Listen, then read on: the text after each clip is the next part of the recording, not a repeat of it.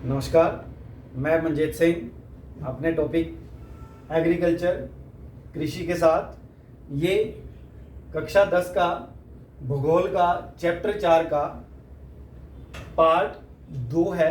इसका एक भाग हम पहले कर चुके हैं।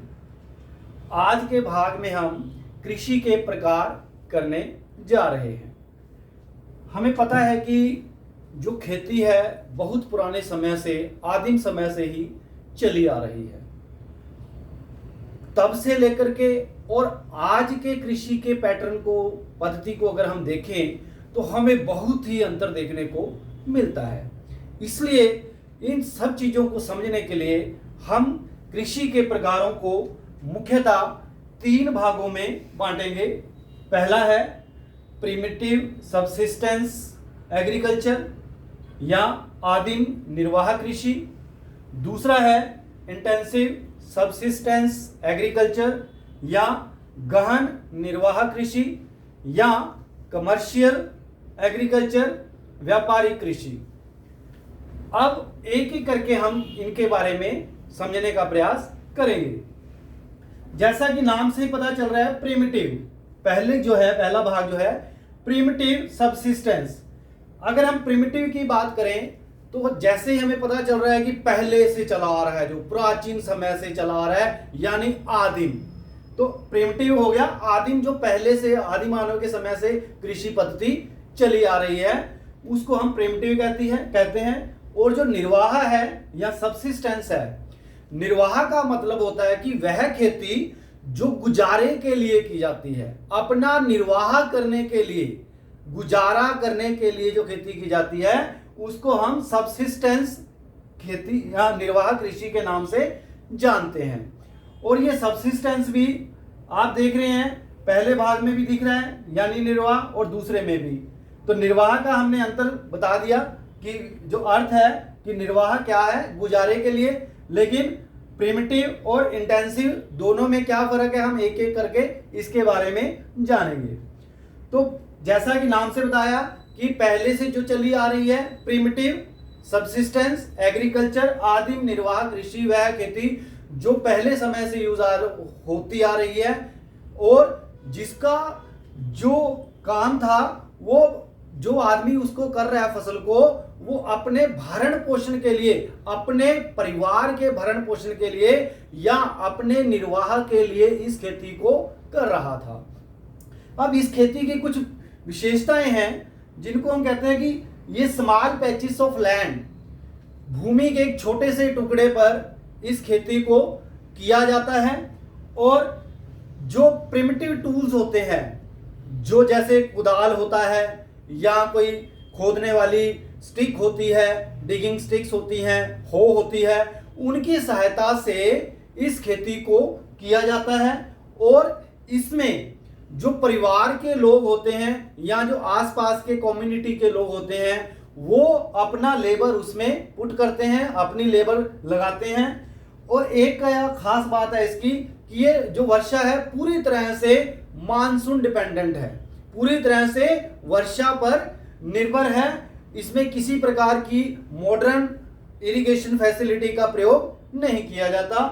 और इसको स्लैश एंड बर्निंग या स्लैश एंड बर्न एग्रीकल्चर के नाम से भी जानते हैं। अब आप सोच रहे होंगे कि स्लैश एंड बर्न क्या होता है। स्लैश एंड बर्न क्या है? जलना और काटना और जलाना। यानी क्या होता था, ये जो लोग खेती करते थे उनके पास ये तो नहीं होता था कि कोई पर्टिकुलर खेत होता था जिसको वो फर्टाइल बनाते थे, ऐसा कुछ नहीं होता। वे घूमते रहते थे और जब उनको लगता था कि एक जगह पर जाकर के वो रुक जाते थे और वहां पर जाकर के वहां पे जो पेड़ होते थे उनको काट देते थे।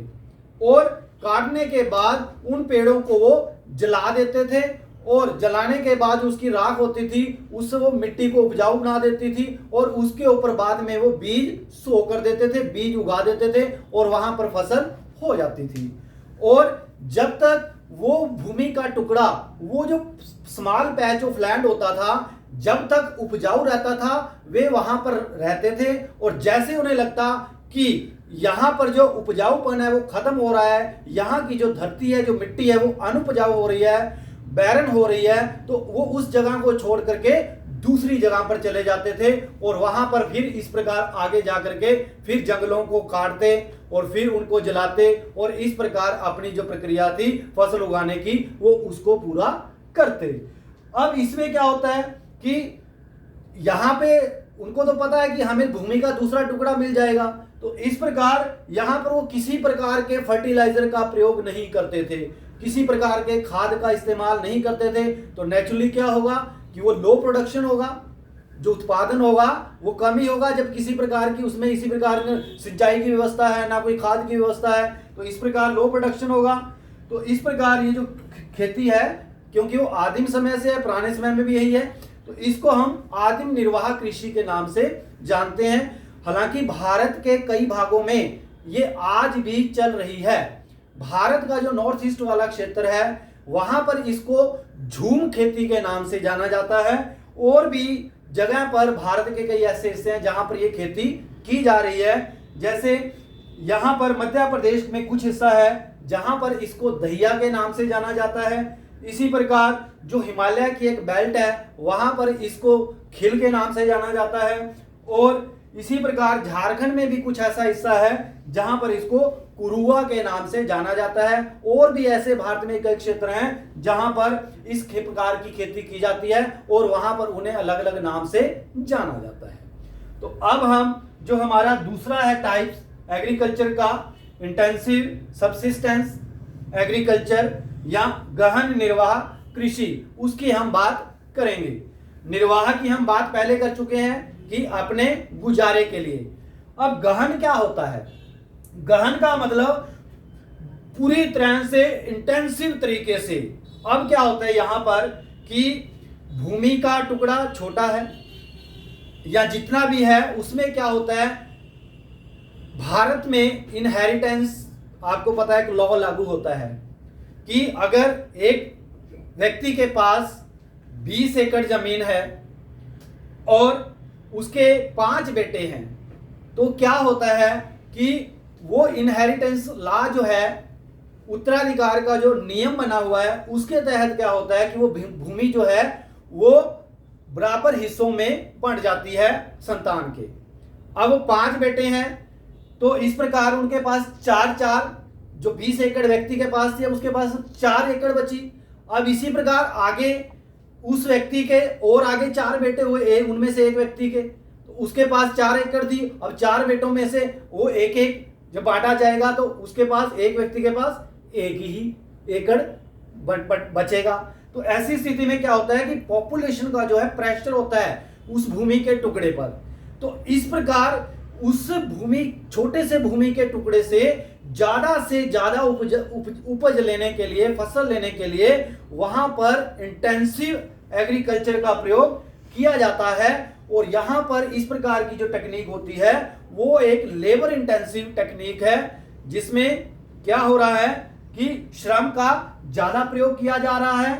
और जो बायोकेमिकल्स हैं, आपको पता है कि उनके पास जानवर होते हैं और उस जानवर से कई बार जो गोबर निकलता है वो खाद का काम करता है, और इस प्रकार वहां पर उपज बढ़ाने के लिए ज्यादा से ज्यादा बायोकेमिकल्स का प्रयोग किया जाता है। और यहां पर और ज्यादा उपज लेने के लिए इरिगेशन फैसिलिटी भी, क्योंकि वहां पर ट्यूबवेल्स होते हैं, नलकूप होते हैं, और उनकी मदद से खेती की जाती है। प्रिमिटिव खेती की तरह नहीं है कि वो सिर्फ मानसून पर ही निर्भर थी। और इससे भूमि के छोटे से टुकड़े से ज्यादा जो है प्रोडक्शन वो प्राप्त करने का प्रयास किया जाता है। अब हम जो तीसरा व्यापारिक कृषि है, या जो तीसरा इसका टाइप है कमर्शियल एग्रीकल्चर या व्यापारिक कृषि, उसकी हम बात करेंगे। नाम से ही पता चल रहा है कमर्शियल या व्यापार, यानी व्यापार करने के लिए ऐसी खेती जिसका मुख्य उद्देश्य क्या है, व्यापार करना है, सेल करना है मार्केट में बेचने के लिए जो खेती पैदा की जा रही है उसको हम कमर्शियल क्रॉप के नाम से या एग्रीकल्चर के नाम से जानेंगे। तो इसका मुख्य उद्देश्य यही है कि मैक्सिमम प्रोडक्शन लेना है ताकि ज्यादा से ज्यादा मार्केट में बेच करके लाभ कमाया जाए। और यहां पर क्या होता है, मैक्सिमम प्रोडक्शन पाने के लिए कई प्रकार के काम किए जाते हैं। हाई यील्डिंग वैरायटी HYV जो ग्रीन रेवोल्यूशन में प्रयोग हुए थे 1966-67 में, उनका प्रयोग किया जाता है। ज्यादा से ज्यादा यानी जो बीज होते हैं वो फसल को या उपज को बढ़ाने का काम करते हैं और उनको हाई यील्डिंग वैरायटीज जो सीड्स होते हैं वो कहा जाता है। इसके साथ साथ जो कीटनाशक हैं उनका भी ज्यादा प्रयोग किया जाता है और इससे जो है उत्पादन जो है ज्यादा होता है। इसी खेती में ही एक जो है वो है प्लांटेशन, यानी कमर्शियल खेती का ही एक रूप है प्लांटेशन, जिसको बगान खेती के नाम से भी जानते हैं। अब इस बगान खेती में क्या होता है, एक बहुत बड़े क्षेत्र में एक सिंगल फसल उगाई जाती है। जैसे रबड़ की फसल उगा दी या चाय के बागान लगा दिए, केले के लगा दिए या शुगर केन के जो पेड़ हैं वो कह सकते हैं फसल उसको उगा दिया। अब इस तरीके में क्योंकि एक बहुत बड़ा पैच होता है या भूमि का टुकड़ा होता है और वहां पर हमें मशीनों से भी खेती की जाती है और लेबर से भी खेती की जाती है। इस प्रकार यहां पर ज्यादा पैसा लगता है और ज्यादा ही श्रम या लेबर का इस्तेमाल किया जाता है। और सबसे बड़ी बात होती है कि ये जो प्लांटेशन खेती है वो इंडस्ट्रीज के लिए जो व्यापार यानी जो उद्योग होते हैं उनको कच्चा माल के रूप में देने के लिए तैयार की जाती है।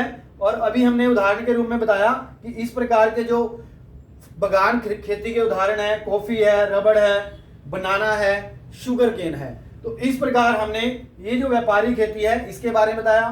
तो इस प्रकार इन कृषि के प्रकारों में हमने primitive subsistence agriculture, intensive subsistence agriculture और कमर्शियल एग्रीकल्चर के बारे में इस दूसरे भाग में बताया। अगले भाग में हम जो फसलों की पद्धति होती है, अलग अलग फसल होती है, उसके बारे में हम बात करेंगे। धन्यवाद।